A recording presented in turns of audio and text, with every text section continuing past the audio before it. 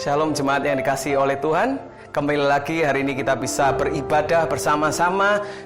Walaupun ini bukan hari Minggu, tapi di hari Kamis. Hari ini kita mau untuk mengingat dan merayakan hari kenaikan Yesus Kristus. Kalau kita bisa baca ayatnya sebentar di Yohanes 16 ayat 7 dikatakan, "Akan tetapi aku beritahukan kebenaran kepadamu. Lebih baik bagimu jika aku pergi, karena jika aku tidak pergi, penolong itu tidak akan datang kepadamu. Tetapi jika aku pergi, aku akan mengutusnya kepadamu." Di Kisah Para Rasul 1 ayat 8 dikatakan, "Tetapi kamu akan menerima kuasa kalau Roh Kudus turun ke atas kamu, dan kamu akan menjadi saksiku di Yerusalem dan di seluruh Yudea dan Samaria dan sampai ke ujung bumi." Kalau hari-hari ini kita sedang menghadapi masalah, ada banyak tantangan, banyak kekhawatiran, ingatlah bahwa Tuhan telah memberikan kuasa, penolong, penghibur bagi kita semua. Mari hari ini kita siapkan hati dan pikiran kita untuk menerima firman Tuhan.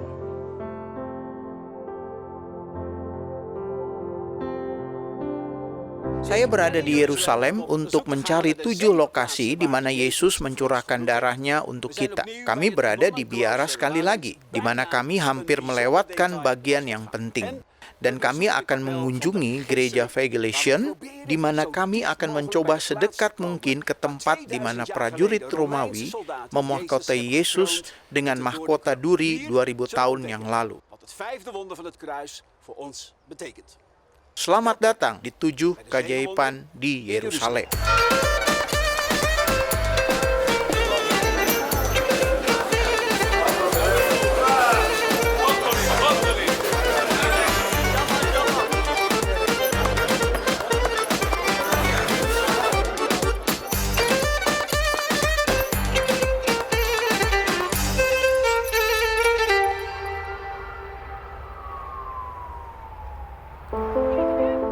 Hari ini, saya telah memutuskan untuk kembali ke biara para suster Zion, tempat di mana sepotong batu Romawi yang indah telah digali di ruang bawah tanah.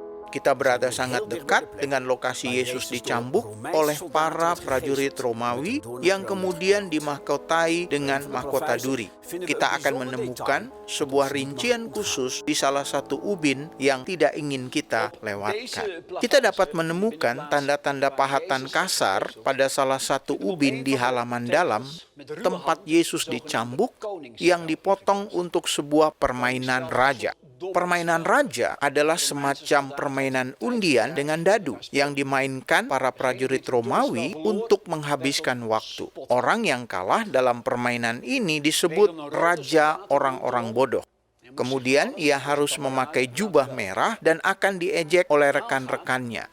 Menurut cerita, yang kalah diperbolehkan untuk meminta orang lain untuk menggantikannya. Jadi saya berpikir, apakah mungkin 2000 tahun yang lalu orang yang kalah mengambil Yesus dari Nazaret untuk menggantikannya sebagai raja yang bodoh. Namun kita tidak pernah tahu kepastiannya.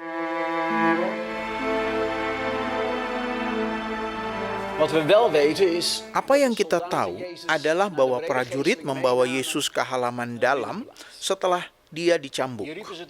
Mereka memanggil seluruh batalion. Yesus dalam keadaan setengah sadar dan diejek oleh para prajurit. Meskipun Pilatus tidak menyuruh mereka melakukannya, namun mereka tetap merobek pakaian dari tubuhnya. Mereka berpikir adalah lelucon yang bagus dengan menggantungkan jubah merah prajurit Romawi di punggungnya yang robek. Mereka dengan mengejek memberinya sebatang bulu untuk dipegang sebagai tongkat kerajaan. Dan mereka menjalin mahkota dari cabang berduri dan dengan kasar mendorongnya ke kepalanya. Mahkota duri kemungkinan besar terbuat dari cabang-cabang kering dari pohon yang memiliki duri setajam silet sepanjang 2,5 cm yang dengan mudah menembus kulit. Sambil mengejek, para prajurit jatuh berlutut di depan Yesus dan berkata, "Salam, hai Raja orang Yahudi." Mereka meludahi wajahnya merampas tongkat dari tangannya, dan memukul kepalanya dengan tongkat tersebut, sehingga duri yang setajam silet menembus kulitnya, dan dia mulai berdarah untuk kelima kali. Tanpa disadari, para prajurit melakukan suatu tindakan profetik.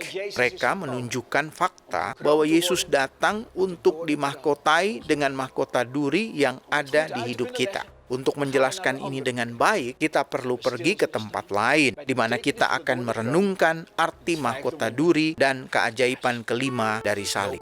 Saya sedang berjalan menuju biara Fransiska tua di dekatnya, dan kita akan menemukan sebuah kapel di halaman dalam yang dibangun oleh tentara salib sebagai rumah doa. Pada tahun 1838, para Fransiskan mengambil alih kapel tersebut dan merenovasinya.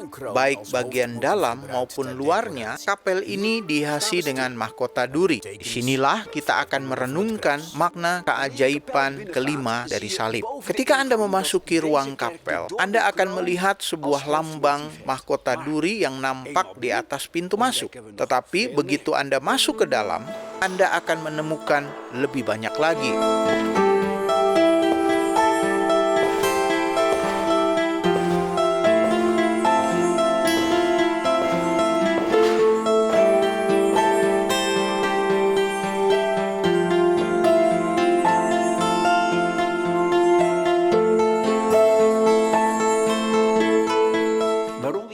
Ketika kita melihat ke atas ke langit-langit, dengan jelaslah kita tahu mengapa kita ada di sini. Kubah di atas altar dihiasi dengan megah, dengan mosaik emas, menjadi sebuah lukisan mahkota duri yang sangat besar. Mosaik emas itu dibuat sedemikian rupa, hingga mahkota duri nampak seperti sinar matahari yang menyorot sinarnya. Dan jika dilihat lebih dekat, Anda bisa melihat ada 16 bunga ditenun ke dalam mahkota duri. Sekilas, bunga-bunga ini nampak sangat kontras dengan mahkota duri. Bagaimana Anda dapat menggabungkan sesuatu yang begitu kejam dan indah dalam satu karya seni? Ketika Anda memahami tujuan dari mahkota duri dan arti keajaiban kelima dari salib, karya seni ini menjadi mahakarya dengan makna yang besar.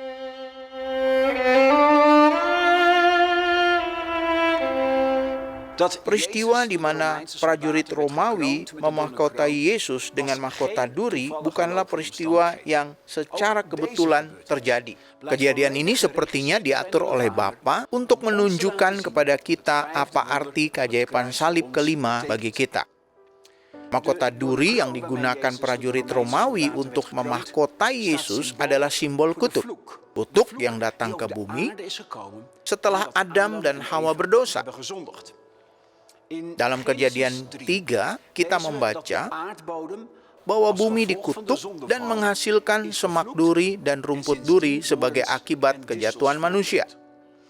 Tuhan berkata kepada Adam dan Hawa, "Terkutuklah tanah karena engkau. Dengan bersusah payah, engkau akan mencari rezekimu dari tanah seumur hidupmu. Semak duri dan rumput duri yang akan dihasilkannya bagimu." Definisi terbaik dari kutuk secara sederhana adalah konsekuensi dari dosa. Ketika Yesus dimahkotai dengan mahkota duri oleh prajurit Romawi, itu adalah tindakan profetik yang melaluinya menjadi jelas bahwa Yesus menjadi terkutuk untuk menggantikan posisi kita. Kita membaca Galatia 3, dikatakan, Kristus telah menebus kita dari kutuk hukum Taurat dengan jalan menjadi kutuk karena kita, supaya di dalam Dia berkat Abraham sampai kepada bangsa-bangsa lain, sehingga oleh iman kita menerima roh yang dijanjikan itu. Yesus tidak hanya menanggung dosa kita ke atas dirinya sendiri, tapi juga akibat dosa, rasa bersalah, rasa malu, dan perasaan sebagai korban. Beberapa orang Kristen masih terjebak dalam ketidakadilan di masa lalu, menyebabkan mereka terus-menerus merasa sebagai korban. Mereka percaya kebohongan bahwa hidup mereka ditentukan oleh masa lalu mereka. Namun kebenarannya adalah bahwa hidup Anda ditentukan oleh pilihan-pilihan yang Anda buat. Pilihan yang Anda buat kemarin menentukan kualitas hidup Anda hari ini. Jika Anda percaya kepada Yesus, maka hidup Anda tidak akan ditentukan oleh apa yang telah dilakukan terhadap Anda, tetapi oleh apa yang telah dilakukan untukmu di salib. Yang benar adalah bahwa Yesus menjadi korban menggantikan Anda. Dia ingin Anda merangkul keajaiban salib. Di gereja kami ada salib dengan mahkota duri sebagai simbol dari kutuk, yakni konsekuensi dosa dalam hidup kita. Setelah khotbah saya tentang keajaiban kelima dari salib, seorang wanita maju untuk memberikan kutuk dalam hidupnya kepada Tuhan. Seorang memberinya mahkota duri untuk dipegang dan berkata, "Apakah Anda ingin memberikan rasa sakit dan ketidakadilan yang menimpa Anda kepada Yesus?" Saya dapat melihat betapa sulit untuknya melepaskan mahkota duri dalam hidupnya. Dia memegang begitu eratnya sehingga duri menembus dagingnya dan darah pun menetes. Bagaimana dengan Anda? Apakah Anda percaya bahwa Yesus dimahkotai dengan mahkota duri hidup Anda? Dia ingin Anda memberikan mahkota duri Anda kepadanya. Masa lalumu, rasa sakitmu, amarahmu, kesedihanmu, penolakanmu, perasaan rendah dirimu, hakmu untuk membalas, dan peran Anda sebagai korban. Lihatlah bagaimana Raja segala raja membungkuk di hadapanmu dan berkata, "Ketika para prajurit memukulku di kepalaku dengan tongkat dan duri menancap di dalam kulitku, aku," kata Yesus, "memikul konsekuensi dosa dalam hidupmu ke atas diriku." Janganlah takut, katanya, tetapi mahkotailah aku dengan mahkota duri hidupmu. Mari kita berdoa bersama di sini, di tempat di mana perhatian kita tertuju pada makna mahkota duri dan meminta keajaiban pembebasan terjadi pada Anda. Bergabunglah dengan saya dalam doa berikut. Bapa Sorgawi, terima kasih bahwa Yesus menanggung setiap kutuk di hidup kami ke atas dirinya. Saya berdoa untuk mereka yang sekarang memutuskan untuk memberikan mahkota duri mereka pada Yesus. Tolong mereka untuk melepaskan masa lalu, luka, amarah, kesedihan mereka. Tolong mereka menghancurkan pola dosa dalam hidup mereka dan bebaskan mereka dari semua konsekuensi dosa. Dalam nama Yesus, setiap kutuk yang menahan mereka dalam perbudakan sekarang juga dipatahkan, sehingga berkat-Mu menjadi berkat mereka. Dalam nama Yesus. Amin.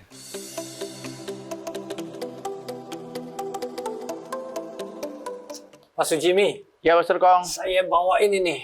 Apa tuh, Pastor? Coba lihat, apa ini?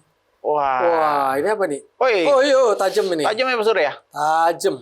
Waduh, sakit dong, Pastor ya? Iya. Waduh. Untung saya pelan-pelan nih. Itu saya melihat seperti mahkota duri, Pastor ya? Yes, ini mahkota duri. Iya. Dengan paku-pakunya ya. Paku-pakunya ya. Ini dari tanaman. Tanaman Hmm. maksudnya kalau yang dipakai Tuhan Asli. Yesus itu asli tanaman memang ada di Israel. Ya, ya, ya. Tajam sekali sudah. Itulah yang ditaruh di atas kepala Yesus, Pastor ya? Yes. Ya, By ya, the way, ya. kita belum say hi nih sama Ya. jemaat nih. Ya. Kali ini kita ada jemaat dari Jakarta City Blessing dan Shalom. juga dari jemaat untuk Ibu Fani, Pastor Fani Shalom. dari Pastor Surabaya Fani. City Blessing bersama dengan seluruh tim pengembalaan bersama dengan seluruh leaders dan juga jemaat. Shalom. Shalom. Ya. Pastor Jimmy ini kita mau ngomong apa nih hari ini? Apa Kita- judul khotbah kita hari ini? Dari mahkota duri kepada mahkota kemuliaan. The Crown of Haleluya. Thorns. Ya. Dari mahkota duri menuju kepada Menuju mahkota kemuliaan. kemuliaan. Maksudnya apa itu? Maksudnya adalah tadinya mahkota duri itu kan lambang kutuk hidup kita yang dikutuk, Pastor. Dan kutuk itulah yang dipindahkan oleh Yesus dari dirinya yang menerima kutuk itu dan sekarang dia menyediakan bagi kita mahkota kemuliaan. Wow. Itu, Pastor. Ini seperti video yang tadi kita dengar ya. Betul. Salah satu The Wonder of the Cross. Ini wonder nomor 5. Luar biasa pekerjaan Tuhan Yesus ya. Cerita dikit dong, apa sih konsekuensi daripada dosa? Kutuk itu adalah konsekuensi dari dosa ya. Betul. Nah, ekspresi kutuk itu seperti apa? Ekspresi kutuk itu berhubungan dengan pertama pola pikir kita, Pastor. Pola pikir seorang pecundang, seorang yang kalah, seorang yang merasa nggak berdaya, seorang yang nggak bisa berbuat apa-apa lagi. Ketika berusaha, ada kesempatan, dia berkata, nggak mungkin lah aku bisa. Ketika ada potensi dalam dirinya, orang lihat pun dia berkata, enggak lah, aku nggak mungkin menang lah, aku nggak mungkin bisa keluar dari situasi itu. Itu seperti satu mindset yang udah menjadi milik seseorang Yang rasanya. durinya di dalam dagingnya terus. Betul, dan itu membuat penderitaan-penderitaan pastor menusuk dirinya sehingga dia terus hidup dalam kepahitan, sakit hati yang terus begitu, pastor. Menyalahkan orang lain. Menyalahkan orang Saya begini lain. karena papa saya beginiin saya waktu saya kecil. Tetangga saya ngomong-ngomongin saya. Betul, mental korban, pastor. Orang sebutnya juga mental korban, merasa dirinya jadi korban dan nggak bisa keluar dari situasi itu. By the way, saya punya pengalaman. Ada Iya, saudara pastor. saya yang begitu. Oh iya, pastor. Jadi ditawarin kesempatan demi kesempatan. Yang mengagetkan saya adalah nggak bisa deh, nggak bisa. Padahal belum mencoba ya, pastor. Belum mencoba. Dan kemudian rupanya dia bilang gini, waktu kecil saya berantem sama koko, saya berantem sama ade, atau sama tetangga. Ada aja alasannya. Dan akhirnya otak saya itu agak tumpul. Jadi seperti Pastor Jimmy bilang, ekspresi daripada kutuk gitu. Ya. Merasa nggak bisa. Padahal belum coba. Pastor, saya ingat cerita orang yang menjadikan gajah permainan sirkus, pastor. Itu gajah kan diambil waktu masih kecil, pastor. Terus dirantai dengan rantai yang memang dia nggak kuat. Iya, betul-betul. Tapi setelah gajah itu bertumbuh, rantai yang mestinya dia bisa lepaskan, dia nggak mampu lepaskan. Jadi kalau dia dirantai dengan sesuatu rantai yang berbeda, dia akan paksa lepas. Tetapi dengan rantai yang lama itu, pastor, itu seperti duri dalam dirinya, ingatan dari iblis ya, bagi orang-orang yang terus merusak hidupnya, sehingga mestinya gajah itu bisa melepaskan rantai itu, karena tubuhnya udah makin besar. Betul. Tetapi akhirnya, karena melihat itu, dia mengingat masa lalunya, dan dia akhirnya berkata, nggak mungkin deh. Saya percaya ada orang yang seperti itu, pastor, dalam hidupnya. Tetapi puji Tuhan, makanya ada mahkota duri yang dipakai oleh Tuhan Yesus. Ya. Nah, Betul, pastor. duri itu kan tadi Pastor Jimmy itu menyakitkan dalam hidup kita. Itu sudah diambil Tuhan Yesus. Kenapa sih harus dipakaikan di mahkota? Nah, itu bicara sesuatu yang memang lebih tinggi daripada kita kan. Kalau di atas itu lebih tinggi daripada kita. Artinya kita nggak mampu, pastor. Puncaknya lah ya. Puncaknya. Kita nggak mampu. Itu seperti membawahi semua kehidupan kita, pastor. Dan saya ingat ketika Adam berbuat dosa, itu kan duri itu yang Tuhan katakan. Itu konsekuensi dari dosa itu. Bahwa onak duri akan menjadi bagianmu. Nah, Tuhan telah mengambil duri itu di atas kepalanya, supaya di atas kepala kita ada ini tuh, pastor. Wah, apa itu? Mahkota kemuliaan. Coba pastor lihat saya pakai. Keren kan? Luar biasa. Mantap nggak, pastor? Ini kayak raja dari Afrika. Oh iya, nggak dari Maluku, pastor. Maluku, ya. Di Maluku dulu banyak raja-raja kan, gitu pastor. ya. Saya salah satu keturunan yang... Haleluya. Pastor Jimmy ada satu lagi tuh. Selain merasa sebagai pecundang yang tadi Pastor Jimmy bilang, ada satu lagi. Merasa sebagai orang bodoh. Orang nggak mampu. Dan ini ditunjukkan lewat sebuah permainan. Pastor Jimmy ingat nggak? Sebelum Tuhan Yesus dikasih mahkota duri, ada saudara-saudara lagi main undian. Kalau main undian dadu ya, pastor ya? Yes, itu namanya The Game of the King. Atau King of Fools Game. Permainan rajanya dari orang bodoh. Nah, undian itu bicara apa, sudah? Berbicara apa, Pak Sujimi? Oh, gambling ya. Itu gambling. Nah, bangsa Yahudi, bangsa Romawi itu suka main permainan itu. Gambling. Dan permainan itu disebut merusak, menghancurkan kerajaan Romawi. Bagaimana, Pastor, bisa merusak? Gini, misalnya kita berlima kumpul. Kita lempar dadu. Ya. Jadi siapa yang menjadi korban, misalnya lemparan itu, misalnya angkanya paling kecil misalnya, dia menjadi korban. Maksudnya? Dan dia harus mempertaruhkan. Oh, gitu. Mempertaruhkan bajunya, mempertaruhkan hartanya, Rumahnya. mempertaruhkan rumahnya, bahkan kalau rumahnya di Roma, mempertaruhkan anak-anaknya, mempertaruhkan istrinya, Wow. bahkan mempertaruhkan nyawa. Dirinya sendiri. Wow. Nah, berarti makan korban dong. Ada istri yang diambil orang lain, anak yang diambil orang lain, duit yang hilang, termasuk nyawanya hilang. Itu salah satu yang menjatuhkan kerajaan Romawi. Sehingga sempat di-ban, tidak boleh.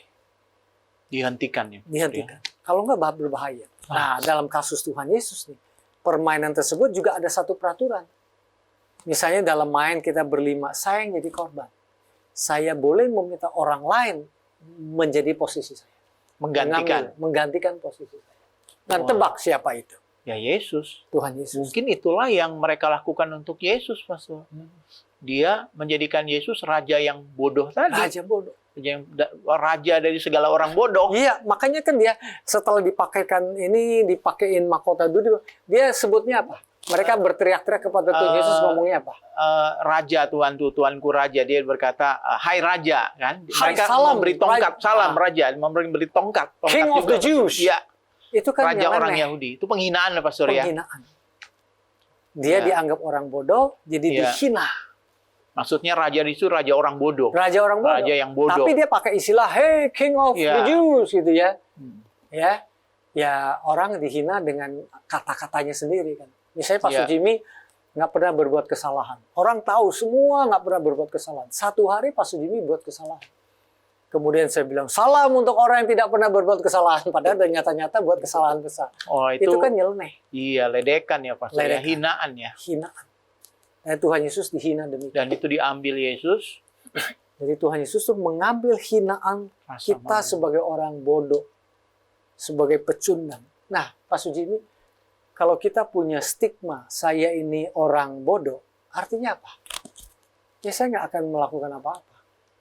Seperti orang yang Identitas diri saya rusak. seperti Saya orang yang sebagai tidak orang bodoh. berdaya, Pastor ya. Dan itu seolah-olah jati diri saya. Dan saya nggak bisa keluar dari situasi itu. Iya. Ya. Dan mahkota duri itu, yang tajam-tajam itu, kan dalam kehidupan itu banyak orang jadi korban. Iya, Pastor. Ya, korban pelecehan, korban ditipu, korban emosinya diaduk-aduk, Korban aniaya dibilang kamu orang orang tua. bodoh, dianiaya, Betul, dilecehkan dan lain sebagainya. Iya, Dibilang pecundang, dan Pecundang. lain sebagainya. disebut-sebut ejekan-ejekan yang Ejekan-ejekan. membuat jadi gambar dirinya rusak. Itu semacam duri yang menusuk hidup kita. Yang ini tajam tadi. Betul. Dan itu terjadi setiap hari dalam hidup kita dari tahun ke tahun Di tahun sebelum kita menyerahkannya kepada Yesus. Yes. Dan betul, bagus sekali. Tadi Pak Sujimi sebelum kita Menyerahkannya menyerahkannya kepada Yesus. Kita berhak menyerahkannya karena Tuhan Yesus sudah Sudah pakai selesai. mahkota duri. Betul. tersebut. Betul. Dan sekarang Tuhan Yesus tidak perlu pakai mahkota duri lagi. Dia Ya. pakai mahkota ini yang tadi. Mahkota kemuliaan yang dia berikan kepada kita. Bicara kutuk ini saya juga ingat Pastor ya, apa yang Pastor pernah katakan itu tentang kutuk daripada permainan sepak bola. Oh iya, Liga iya Inggris. semacam gitu ya. Iya Pastor ya, bahwa Inggris tuh. Iya Inggris. Tim Inggris itu nggak akan pernah menang Piala Dunia seperti ada kutuk di dalamnya, Iya. Pastor. Itu seperti juga orang yang melakukan apapun seperti gambling dan nggak pernah menang-menang. Atau menangnya sekali, tapi kemudian kalah lagi kalahnya- lebih besar. Ya, saya pernah, mungkin Pastor pernah tahu ya, survei terhadap orang-orang yang menang lotre Iya. sampai miliar, ratusan miliar. Iya. Tiba-tiba mereka bisa miskin lagi, Iya. bahkan negatif. Iya, dalam Iya. jangka waktu tertentu Dalam setelah waktu mereka tertentu. tidak bisa handle duitnya, mereka Iya. nggak bisa pegang duitnya. Ya, seperti kutuk dalam dirinya yang membuat dia akhirnya kembali ke titik nol lagi, bahkan negatif ya, Pastor ya. Iya. Ya, Tapi kita mengucap syukur hari ini. Hidup kita tidak mengalami kutuk. betul. Betul. Kita tidak bebas. lagi diturunkan oleh nenek moyang kita kutuk Betul. tersebut. Karena sudah putus sama Tuhan Yesus. Betul. Yang ada adalah mahkota kemuliaan. Tadi Pak Sujimi udah pakai. Saya coba lihat di kamera ya bagus kayaknya saya pakai ya. Puji Tuhan ya. Puji Tuhan. Pak Sujimi Haleluya. punya cerita yang orang yang minum-minum itu siapa? Oh iya, saya pernah membaca sebuah buku yang ditulis oleh Edwin Louis Scott, Pastor. Orang ini adalah yang membawa gerakan Promise Keeper di Amerika dan dibawa ke Indonesia dengan nama Pria Sejati. Nah, orang ini pernah bercerita, kalau hamba Tuhan ini, dia udah almarhum sekarang. Dia bercerita waktu hidupnya dulu belum di dalam Tuhan, papanya itu seorang yang suka minum. Dan itu seperti kutuk turun kepada dia. Sampai akhirnya dia ingin melampaui papanya. Nah, ingin melampaui sesuatu yang buruk kan aneh, Pastor ya. Aneh.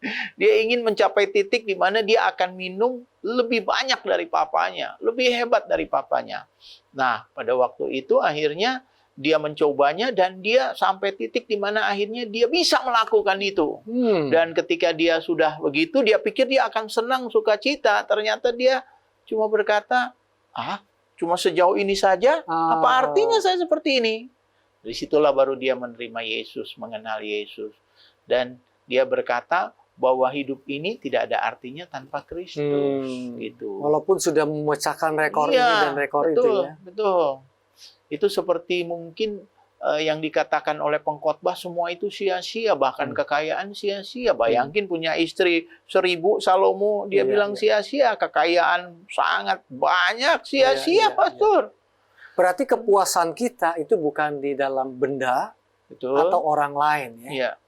Termasuk kesuksesan kita ya. Betul. Tapi adalah kepada pribadi Tuhan Yesus. Ya, karena rasa tidak puas itu sesuatu yang memang ada dalam diri kita karena duri-duri tadi, Pastor. Walaupun kita terimanya, tapi duri itu belum lepas dari hidup kita. Seperti uang. Uang itu kita terima, tapi seperti kutuk rasanya yang juga akan merusak diri kita. Banyak orang kan dirusak oleh karena uang, Pastor. Keluarganya dirusak, anaknya dirusak, dan macam-macam. Seperti duri. Nah, sampai sekali lagi kita menyerahkan duri itu, baru apa yang kita miliki jadi kebebasan bagi kita. Suatu yang benar-benar memberkati kita, Pak. Wah, luar biasa, Pak Sujimi. Jadi hari ini kita tahu siapa kita. Kita bukan pecundang. Kita bukan orang yang kalah. Kita bukan merasa feel victim, merasa sebagai korban. Kita bukan orang bodoh. Tetapi kita punya status. Status sebagai putra-putri kerajaan surga. Karena Tuhan sudah mengambil, seperti judul khotbah kita, mengambil mahkota diri kita. Yang mestinya kita punya ya, Pak Sujimi ya. Betul. Bukan dia punya ya, karena konsekuensi dosa itu kita yang harus terima. Dia ubahnya menjadi mahkota kemuliaan. Dia naik ke surga. Dan dia akan kembali yang kedua kalinya menjemput saudara dan menjemput saya. Di dalam kemuliaan. Pak Sujimi bisa tolong doakan jemaat, pemirsa pendengar. Baik. Mari kita datang pada Tuhan dan menyerahkan mahkota duri kita yang menyakiti hidup kita kepada Tuhan Yesus untuk ditukar dengan mahkota kemuliaan. Bapa di sorga, aku datang padamu dan aku ingin menyerahkan luka-luka di dalam hatiku. Luka sebagai seorang korban, orang yang pernah dilecehkan, yang dijuluki orang bodoh, orang yang tidak mampu, dan itu menyakiti hidupku bertahun-tahun. Aku menyerahkannya kepadamu, dan itulah mahkota duri yang ada di atas kepalaku, yang adalah kutub. Aku serahkan kepadamu, dan aku sekarang menerima mahkota kemuliaan yang kau berikan bagiku oleh korbanmu di kayu salib. Terima kasih untuk hal itu, dan aku menerimanya oleh Yesus Kristus, dalam Yesus Kristus, dan aku bersyukur untuk hal itu. Amin. Amin. Thank you, Pak Sujimi. Ya, Mas Riko. Pemirsa pendengar yang setia, Tuhan sudah memberikan kita keselamatan yang luar biasa. Keselamatan kekal dengan mahkota yang sebagai simbol otoritas, sebagai simbol kemuliaan. Dan ini untuk saudara dan saya yang percaya. Kalau saudara mau percaya Tuhan Yesus sebagai Tuhan dan Juru Selamat, ikutin doa kami. Katakan, Tuhan Yesus, hari ini aku membuka hatiku. Membuka hidupku. Percaya sama Tuhan Yesus. Menerima Engkau. Sebagai Tuhan dan Juru Selamat. Yang mengampuni semua dosa-dosaku. Dan semua pelanggaran. Hari ini Tuhan. Jadikan aku putra-putri kerajaan surga. Dalam nama Tuhan Yesus. Aku berdoa. Amin. Apabila saudara sudah berdoa demikian, yakinkan diri saudara bahwa saudara adalah putra-putri kerajaan surga. Haleluya. Jemaat yang dikasih Tuhan, terimalah berkat dari surgawi. Kasih Bapa yang sempurna menyertai hidupmu. Kasih yang unconditional, kasih yang tanpa batas, kasih yang luar biasa.